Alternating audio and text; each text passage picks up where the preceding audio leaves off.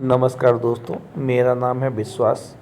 मैं अपने YouTube channel we are learn में आप सबका बहुत बहुत स्वागत करता हूं। दोस्तों, हम लोग पढ़ रहे हैं कक्षा 7 का इतिहास एनसीईआरटी से। दोस्तों, आज हमारा चैप्टर नंबर 8 है। आज कक्षा 7 का इतिहास समाप्त हो जाएगा। इससे पहले हमने कक्षा 6 का इतिहास समाप्त कर लिया है। उसे आप लोग हमारे प्लेलिस्ट में जाके देख सकते हैं। आइए शुरू करते हैं अपना चैप्टर। दोस्तों, हमारे चैप्टर का नाम है 18वीं शताब्दी में नए राजनीतिक गठन। देखिए, यदि आप मानचित्र 1 और 2 को ध्यानपूर्वक देखेंगे तो आपको पता चलेगा कि 18वीं शताब्दी के पूर्वार्ध के दौरान उपमहाद्वीप में कुछ विशेष रूप से उल्लेखनीय घटनाएं घटी। गौर कीजिए, कई स्वतंत्र राज्यों के उदय से मुगल साम्राज्य की सीमाएं किस तरह से बदलीं। आप यह भी देखें कि 1765 तक एक अन्य शक्ति यानी ब्रिटिश सत्ता ने पूर्वी भारत के बड़े बड़े हिस्सों को सफलतापूर्वक हड़प लिया। देखिए दोस्तों, ये कहना चाहता है कि 17वीं शताब्दी के आते आते जो मुग़ल सत्ता थी वो बहुत ही कमज़ोर हो गई। अब मुग़ल सत्ता के अधीन कई राज्यों ने अपनी स्वतंत्रता की घोषणा कर दी। वो स्वतंत्र रूप से राज्य करने लगे। फिर 18वीं शताब्दी आते आते एक अन्य घटना और देखने को मिली। जो पूर्वी भारत का हिस्सा था उसको ब्रिटिश शासक थे, मतलब शासक नहीं, ब्रिटिश सत्ता जो थी, ईस्ट इंडिया कंपनी, उन्होंने उसको हड़प लिया।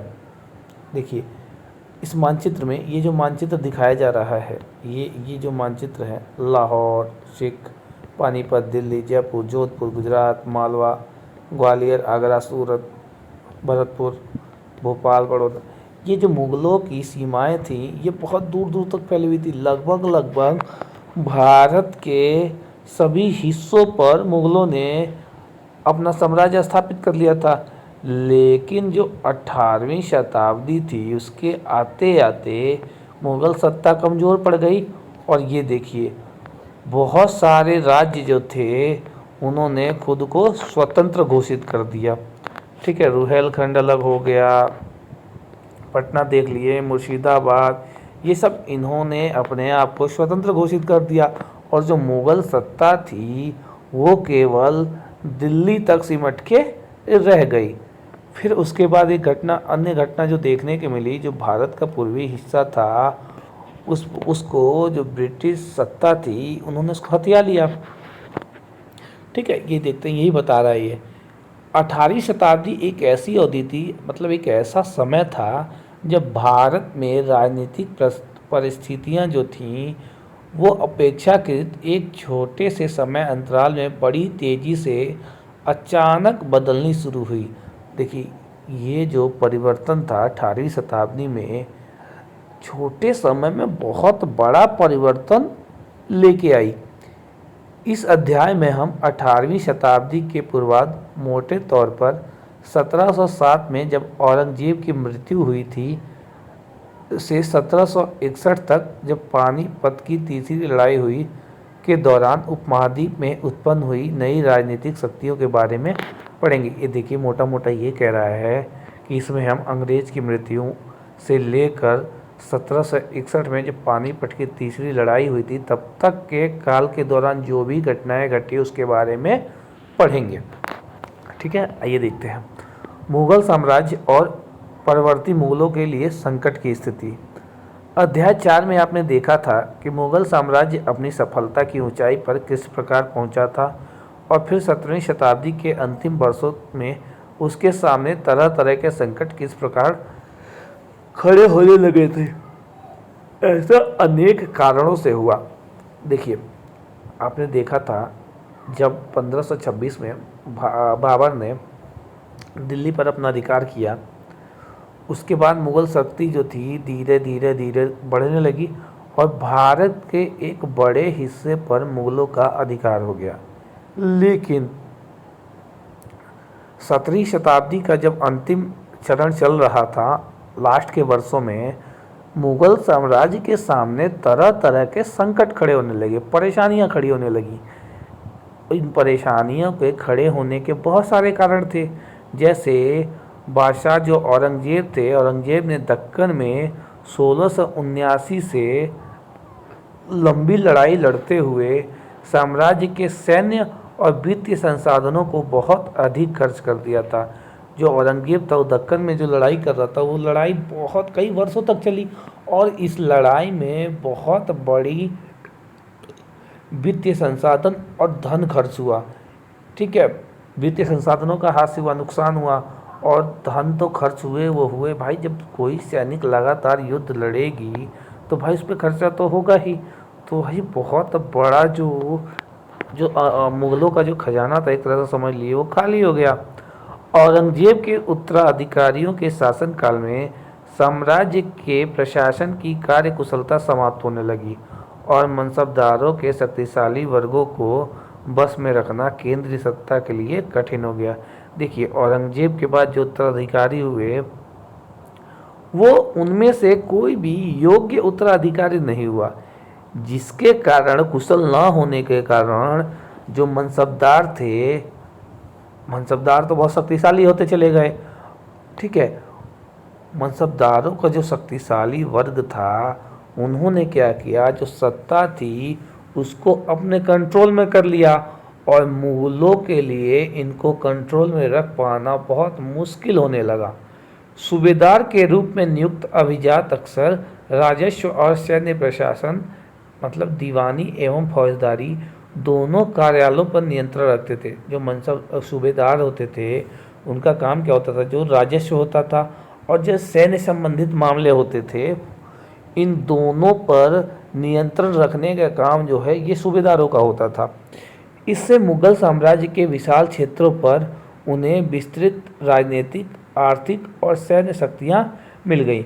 जब इनके पास दीवानी और फौजदारी पर कंट्रोल सूबेदारों का था तो जाहिर सी बात है मुगलों का जो विशाल क्षेत्र था उस पर राजनीतिक रूप से, आर्थिक रूप से और सैन्य रूप से इनको शक्तियाँ मिल गई, शक्तियाँ प्राप्त हो गई।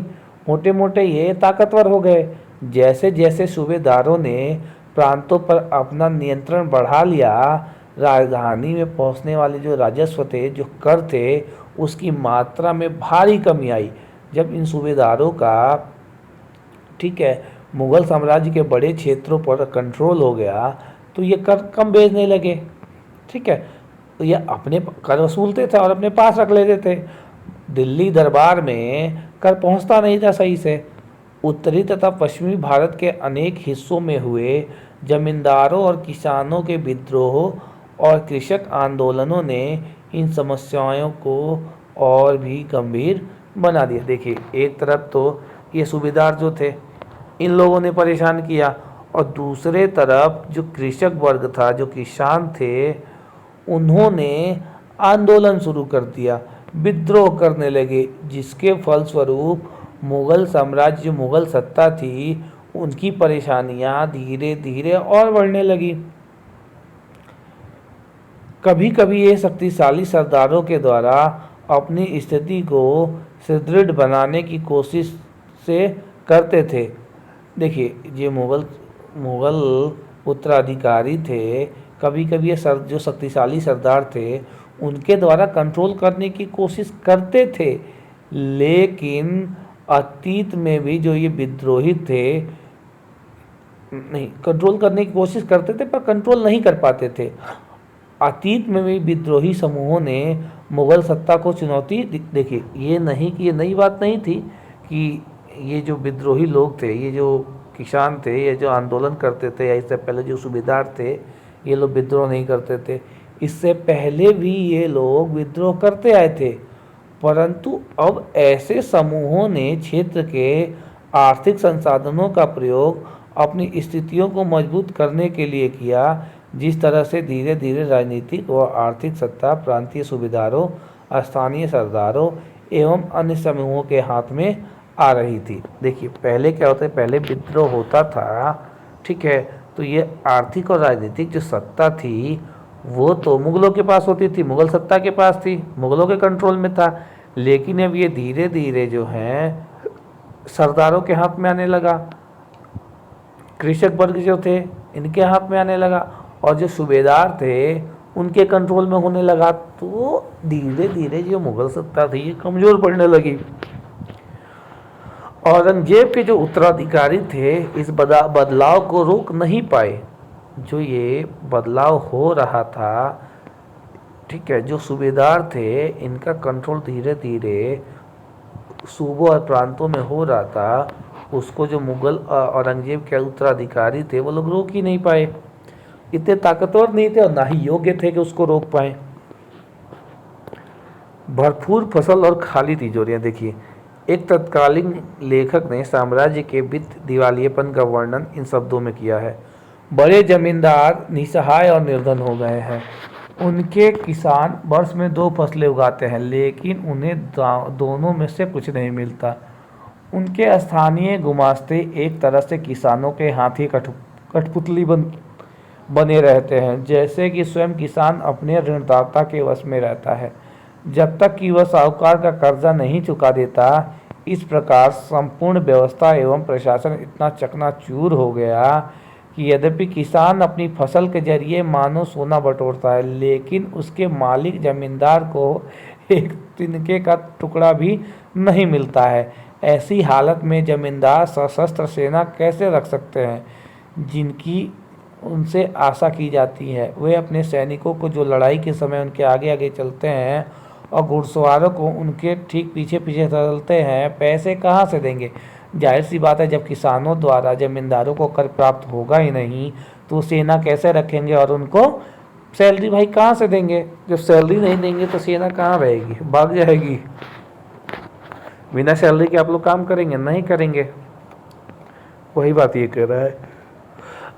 अब देखिए, इस आर्थिक व राजनीतिक संकट के बीच ईरान के शासक नादिर शाह ने 1739 में दिल्ली पर आक्रमण किया और संपूर्ण नगर को लूट कर वह बड़ी भारी मात्रा में धन दौलत ले गया।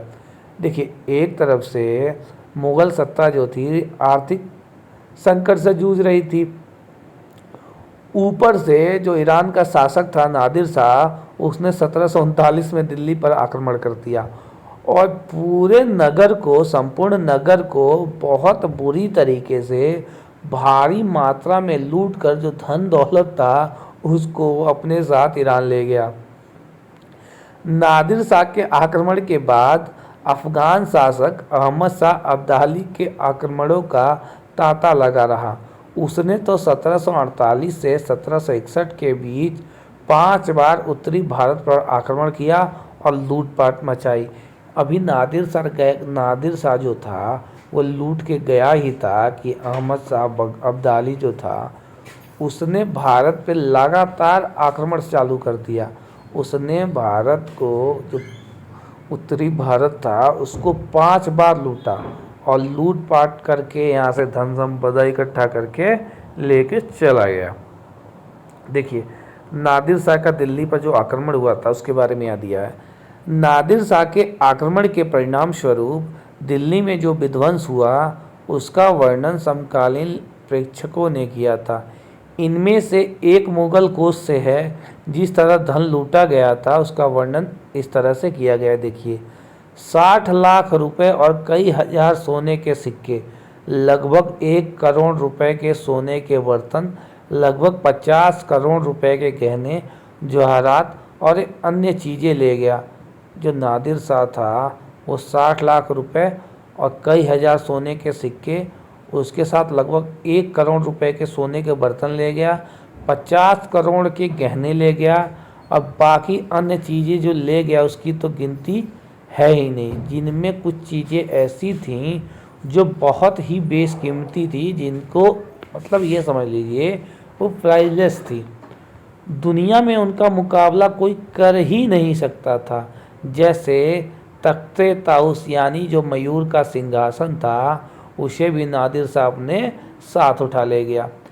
एक अन्य वृत्तांत में दिल्ली पर आक्रमण के प्रभाव का वर्णन मिलता है। देखिए, जो कभी मालिक थे अब वो बड़ी दर्दनाक हालत में आ गए। जिन्हें कभी भरपूर आदर इज्जत दी जाती थी, उन्हें अब प्यास बुझाने के लिए पानी भी नहीं मिलता। अलग अलग पड़े लोगों को उनके कोनों से खींचकर बाहर निकाल दिया गया। दौलतमंदों को भिखारी बना दिया गया। जो शौकीन लोग कभी तरह तरह के सुंदर कपड़े पहनकर पोशाकों का नया नया फैशन चलाते थे, अब नंगे घूमने लगे, और जिनके पास जमीन जायदाद की कोई कमी नहीं थी अब वो बेघर हो गए। नया शहर शाहजहानाबाद अब मलबे का ढेर बन गया। नादिर शाह ने तब शहर के पुराने मोहल्लों पर हमला बोला और वहां की सारी दुनिया को तबाह कर डाला। साम्राज्य पर सब ओर से दबाव तो पड़ ही रहा था। अभिजातों के विभिन्न समूहों की पारस्परिक प्रतिद्वंद्विता ने उसे और भी कमजोर बना डाला। अभिजात जो था दो बड़े गुटों में बटे हुए थे, ईरानी और तुर्रानी। देखिए, जो साम्राज्य के लोग थे वो दो गुटों में बट गए, ईरानी और तुर्रानी। जो ईरानी और तुर्रानी यानी तुर्क मूल के काफ़ी समय तक परवर्ती मुगल बादशाह इनमें से एक या दूसरे समूह के हाथों की कठपुतली बने रहे। बेहद अपमानजनक स्थिति पैदा तब हो गई जब दो मुगल बादशाहों फर्रुखसियर और आलमगीर द्वितीय 1713 से 1719 के बीच और 1754 से 1759 की हत्या हो गई, और दो अन्य बादशाहों अहमद शाह और शाह आलम द्वितीय को उनके अभिजातों ने अंधा कर दिया। देखिए, यहाँ ये कह रहा है मुगलों की सबसे ज़्यादा अपमानजनक स्थिति तब हो गई जब उनके जो दो मुगल बादशाह थे फर्रुखसियर और आलमगीर द्वितीय, इन दोनों की हत्या कर दी गई, और जो दो अन्य बादशाह थे जैसे अहमद शाह और शाह आलम द्वितीय, इन दोनों को तो अंधा कर दिया गया। मुगल सम्राटों की जो सत्ता के पतन के साथ साथ बड़े प्रांतों के सूबेदारों और बड़े जमींदारों ने उपमहाद्वीप के विभिन्न भागों में अपनी शक्ति और प्रबल बना ली, जैसे अवध, बंगाल और हैदराबाद। जैसे जैसे ये जो मुगल सम्राट थे इनकी सत्ता कमज़ोर होते गई, जो बड़े बड़े सूबेदार थे, बड़े बड़े जमींदार थे, इन्होंने अपनी शक्ति को और प्रबल बना ली, यानी और शक्तिशाली बन गए ये लोग, जैसे अवध के नवाब, बंगाल के और हैदराबाद के। देखिए राजपूतों के बारे में, बहुत से राजपूत घराने, विशेष रूप से अंबर और जोधपुर के राजघराने मुगल व्यवस्था में विशिष्टता के साथ सेवारत रहे थे।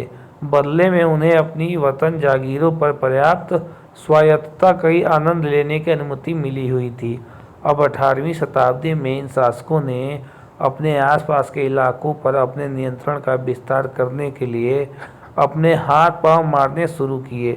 जोधपुर के राजा अजीत सिंह ने भी मुगल दरबार की गुटी राजनीति में अपने पैर फंसा दिए। देखिए, जो बहुत से राजपूत घराने थे, जैसे जोधपुर के राजघराने, वो मुगल साम्राज्य थी, मुगल व्यवस्था थी, उसमें वो लोग अपनी सेवा देते थे।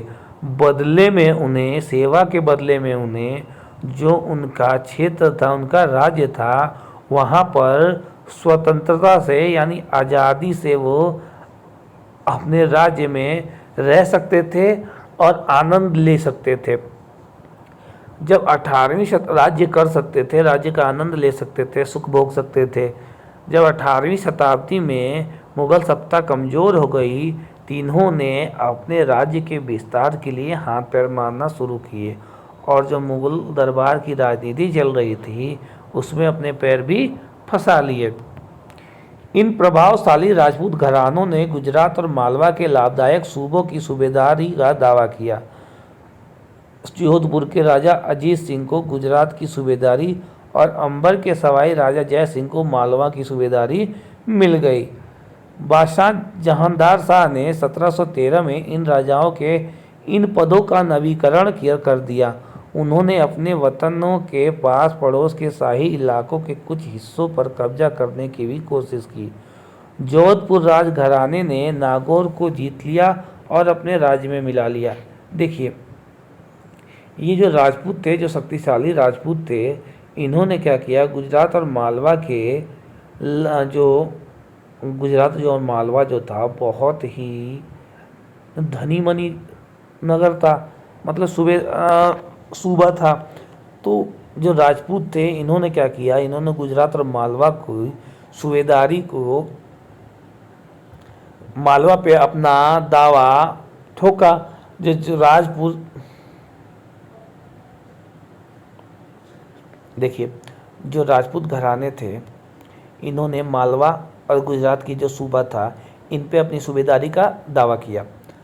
जोधपुर के राजा जो अजीत सिंह थे, उन्होंने गुजरात की सूबेदारी, और अंबर के जो सवाई राजा थे, उन्होंने मालवा की सूबेदारी ले ली। बादशाह जो जहादर शाह था, उसने 1713 में इन राजाओं के इन पदों का नवीकरण किया, मतलब नए तरीके से इनका सृजन किया, और उन्होंने अपने वतनों मतलब उनके राज्यों के जो आसपास के शाही इलाके थे, उन पर कब्जा करने की कोशिश की। और जोधपुर के राजघराने जो थे, उन्होंने नागौर को जीत लिया और अपने राज्य में मिला लिया। दूसरी ओर अंबर ने भी जो बूंदी के बड़े बड़े राज्य थे, बड़े बड़े हिस्से थे, उन पर कब्जा कर लिया। सवाई राजा जय सिंह ने जयपुर में अपनी नई राजधानी बनाई और 1722 में आगरा की सूबेदारी भी उन्हें दे दी गई। 1740 के दशक में राजस्थान में मराठों के अभियानों ने इन रजवाड़ों पर भारी दबाव डालना शुरू कर दिया, जिससे उनका विस्तार आगे और होने से रुक गया। मराठों ने इन्हें बहुत परेशान किया। जयपुर के राजा जय सिंह, 1732 में एक फारसी वृत्तांत में राजा जय सिंह का वर्णन मिलता है। राजा जय सिंह अपनी सत्ता की चरम सीमा पर थे। 12 वर्ष के लिए वे आगरा के सूबेदार रहे और 5 या 6 वर्ष के लिए मालवा के। उनके पास विशाल सेना, तोपखाना तथा भारी मात्रा में धन संपदा थी। उनका प्रभाव दिल्ली से लेकर नर्मदा के तट तक फैला हुआ था। अच्छे थे। आज़ादी हासिल करना, देखिए सिख। अध्याय 6 में आपने पढ़ा कि 17वीं शताब्दी के दौरान सिख एक राजनीतिक समुदाय के रूप में गठित हो गया। इससे पंजाब के क्षेत्रीय राज्य निर्माण को बढ़ावा मिला।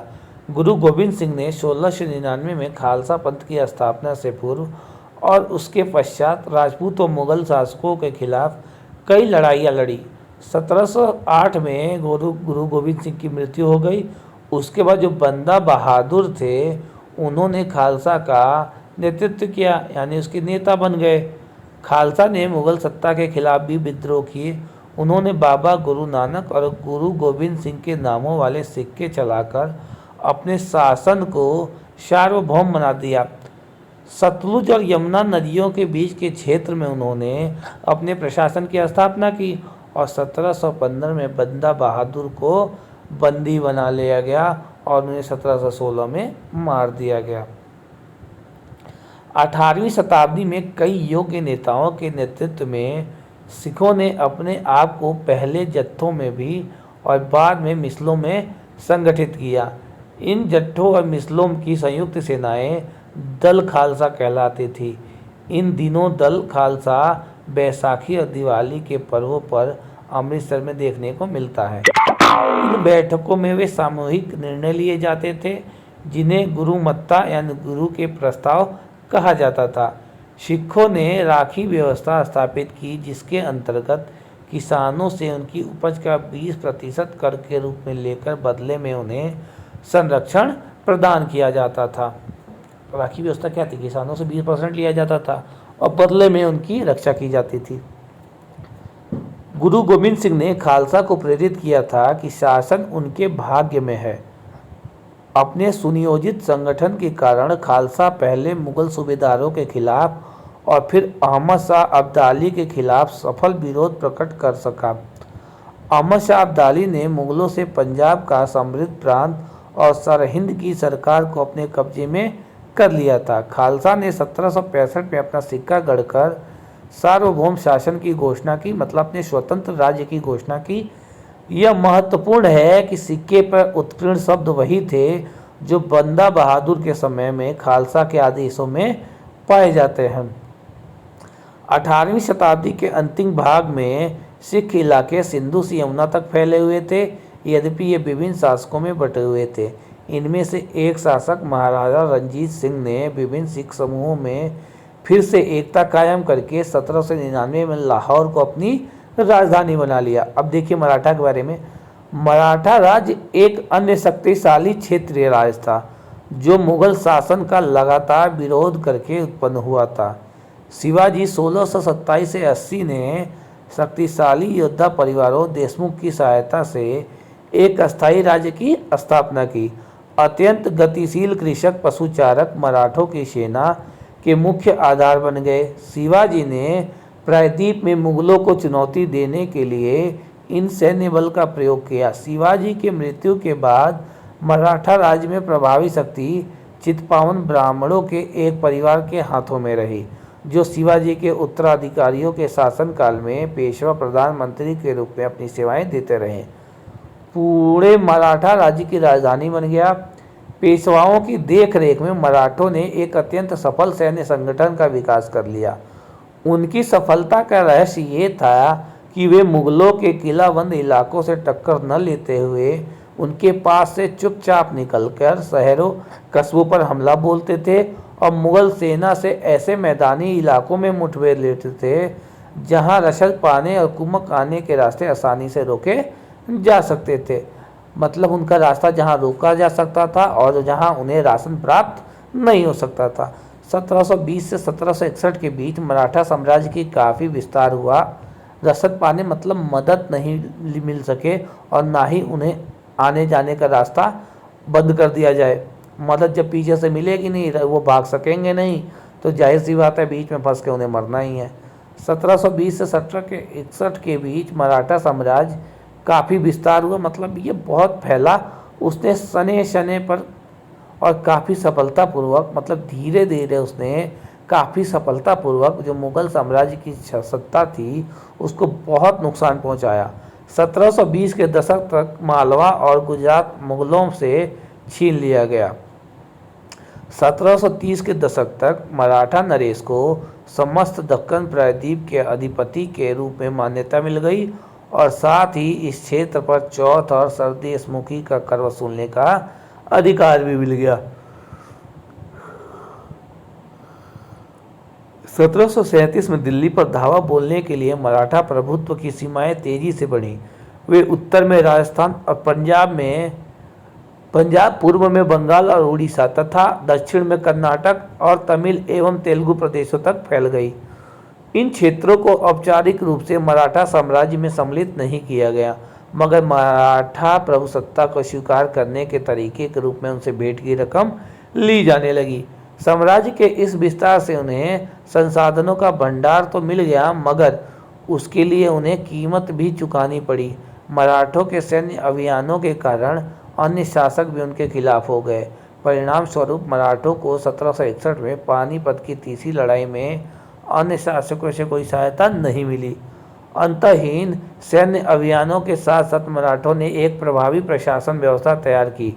जब किसी इलाके में एक बार विजय अभियान पूरा हो जाता था और मराठों का शासन सुरक्षित हो जाता था, तो वहाँ स्थानीय परिस्थितियों को ध्यान रखते हुए धीरे धीरे भू राजस्व की मांग की गई, कृषि को प्रोत्साहित किया गया और व्यापार को पुनर्जीवित किया गया। इससे सिंधिया, गायकवाड़, भोसले जैसे मराठा सरदारों को शक्तिशाली सेनाएं खड़ी करने के लिए संसाधन मिल सके। 1720 के दशक में मालवा में मराठा अभियानों ने उस क्षेत्र में स्थित शहरों के विकास और समृद्धि को कोई हानि नहीं पहुंचाई। उज्जैन सिंधिया के संरक्षण में और इंदौर होलकर के आश्रय में फलता फूलता रहा। यह शहर हर तरह से बड़े और समृद्धशाली थे और वे महत्वपूर्ण वाणिज्यिक यानी व्यापारिक और सांस्कृतिक केंद्रों के रूप में कार्य कर रहे थे। मराठों द्वारा नियंत्रित इलाकों में व्यापार के नए मार्ग खुले। चंदेरी के क्षेत्र में उत्पादित रेशमी वस्त्रों को मराठों की राजधानी पुणे में नया बाजार मिला। बुरहानपुर पहले आगरा और सूरत के बीच की दूरी पर ही अपने व्यापार में संलग्न था, लेकिन अब उसने अपने व्यापारी वितरित क्षेत्र को बढ़ाकर दक्षिण में पुणे और नागपुर को तथा पूर्व में लखनऊ तथा इलाहाबाद को शामिल कर लिया था। अब देखिए जाटों के बारे में। अन्य राज्यों की तरह जाटों ने भी 17वीं और 18वीं शताब्दियों में अपनी सत्ता सुदृढ़ की। अपने नेता चूड़ामन के नेतृत्व में उन्होंने दिल्ली के पश्चिम में स्थित क्षेत्रों पर अपना नियंत्रण कर लिया। 1680 के दशक तक आते आते उनका प्रभुत्व दिल्ली और आगरा के दो शाही शहरों के बीच के क्षेत्र पर होना शुरू हो गया। वस्तुतः इस कुछ अरसे के बाद वे आगरा शहर के अभिरक्षक ही बन गए। जाट समृद्ध कृषक थे।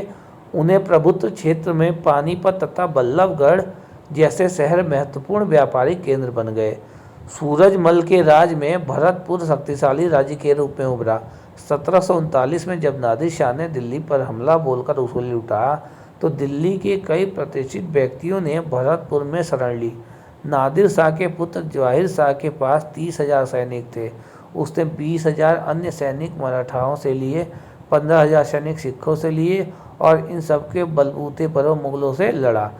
जहां भरतपुर का किला काफ़ी हद तक पारंपरिक शैली में बनाया गया, वहीं दींग में जाटों ने अंबर और आगरा की शैलियों का समन्वय करते हुए एक विशाल बाग महल बनवाया। शाही वास्तुकला से जिन रूपों को पहली बार शाहजहां के युग में जोड़ा गया था, दीग की इमारत उन्हीं रूपों के नमूनों पर बनाई गई थी। यही है दीग का राजमहल, देख लीजिए। देखिए हमारा चैप्टर यहीं समाप्त हो गया। अगर आपको वीडियो अच्छी लगी हो तो हमारे चैनल को लाइक, शेयर और सब्सक्राइब करना बिल्कुल ना भूलिए। देखिए वीडियो को ज़्यादा से ज़्यादा शेयर कीजिए ताकि ये उन लोगों तक पहुंच सके जिनको सच में इसकी ज़रूरत है, जिनके पास पैसे नहीं है, वो पैसे देके नहीं पढ़ सकते। यार कम से कम आप उनकी मदद कर दीजिए, वीडियो उन तक पहुँचा दीजिए। ठीक है, तो जल्दी जल्दी जाइए और अच्छे से पढ़िए। आपके पेपर बहुत नज़दीक है, अच्छे से तैयारी कीजिए। ठीक है, अगर वीडियो अच्छी लगे तो वीडियो को देखिए, ना लगे तो वीडियो को स्किप कर दीजिए।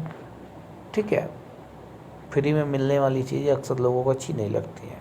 चलिए पैसे दीजिए, पैसे बहुत है आपके पास, पैसे दे के जाके पढ़िए। बाय।